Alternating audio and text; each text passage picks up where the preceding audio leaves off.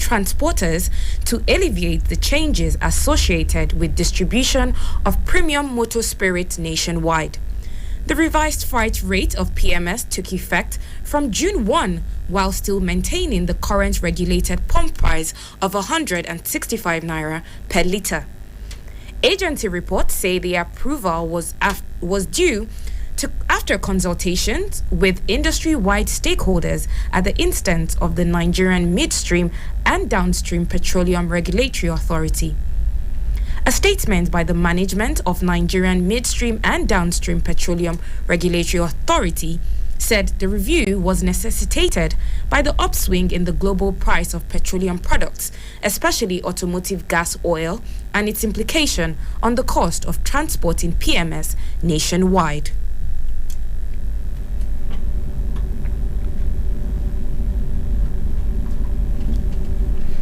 The House of Representatives has called on President Muhammadu Buhari to ensure the timely release of passengers on the Abuja-Kaduna train abducted by terrorists.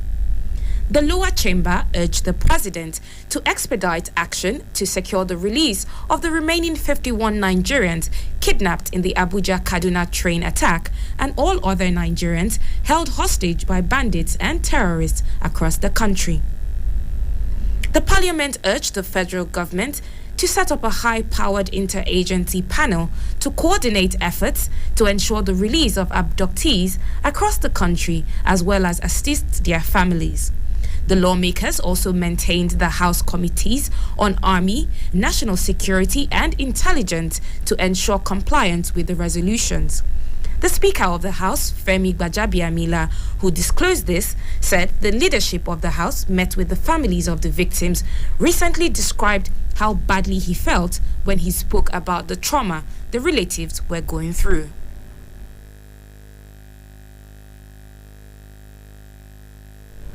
The Chief of Defense Staff, General Lucky Irabor, says it is the responsibility of everyone to ensure that Nigeria has a peaceful election come 2023.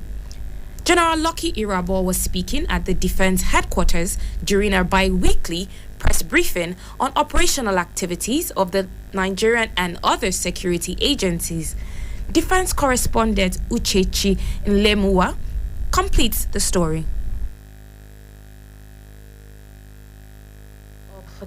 We will not in any way stand aside and see those who perpetrate violence all because they are looking for political offices.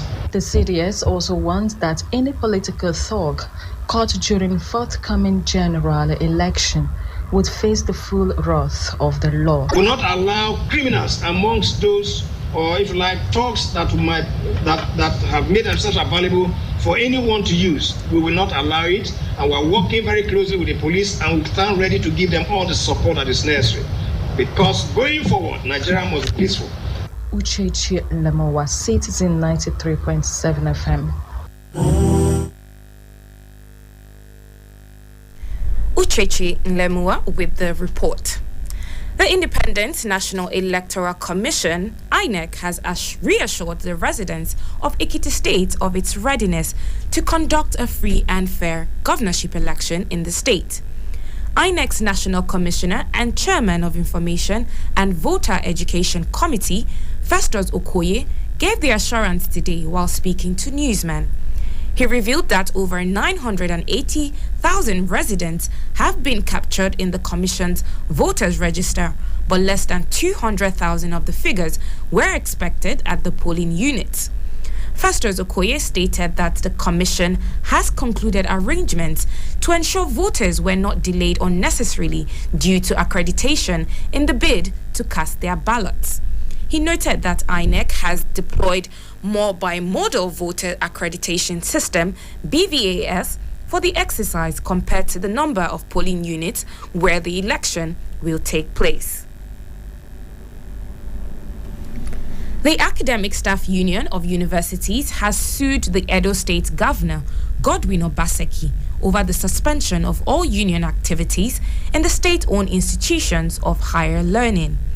The Ambrose Ali University branch of ASU in a suit filed against the governor at the National Industrial Court sitting in Benin, argued that the suspension of union activities by the governor was unconstitutional, null and void, and beyond the powers of the defendants.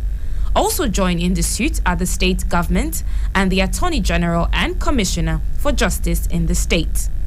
The plaintiffs, Dr. Cyril Onogbolesele and Dr. William Odion, asked the court to determine whether the state government and other defendants in the suit have the power under Section 40 of the Constitution and Section 35 of the Trade Unions Act to suspend or prohibit trade union activities in AAU. The claimants urged the court to declare the ban as unconstitutional, illegal, null and void, and same is ultra-vires the powers of the defendants. The Nigerian Maritime Administration of Safety Agency, NIMASA, has taken delivery of additional mobile assets for enhanced maritime security in its Deep Blue project. With the delivery, 2 unmanned aircraft systems, 9 interceptor patrol boats, and 10 armored vehicles were added to existing assets earlier procured by the federal government.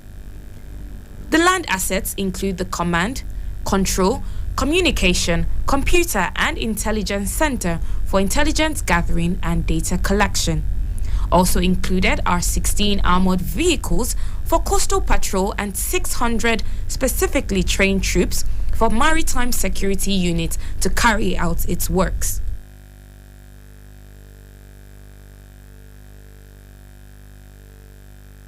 Now on to the foreign scene. North Korea today said hundreds of families have fallen ill with an unidentified intestinal disease, heaping pressure on a crumbling healthcare system already strained by COVID-19. Reports say Pyongyang announced its first coronavirus case last month and activated a maximum emergency epidemic prevention system, with leader Kim Jong-un putting himself front and center of the government's response. Figures established by state media reveal that the virus tore through the unvaccinated population of 25 million, with more than 4.5 million cases of fever and 73 deaths to date. Building on the country's woes, the government officials this week announced a new acute enteric epidemic in the South province, with Kim urging officials to contain the epidemic at the earliest date possible. The medicine will be reportedly delivered to over 800 families suffering from the acute epidemic, which broke out in some areas of South province. Now onto the sports scene. Super Eagles captain Ahmed Musa has advised young footballers trying to break into the national team to be patient. Musa, who is Nigeria's most capped player with 107 matches since his debut at 17 in 2010, believes young footballers should cut their teeth with the age-grade teams before aspiring to play with the senior national team. He also said that even if they are drafted into the senior team, they should not expect to be starters, but rather make the best of the few minutes when they get to play. He added that he was not a regular when he started playing for the national team. And that was Citizen FM's 93.7 News at Noon, as compiled by Amanda Uche. To listen to us online, please visit www.citizenfm.ng. I am Philomena Okolo. Thank you for listening.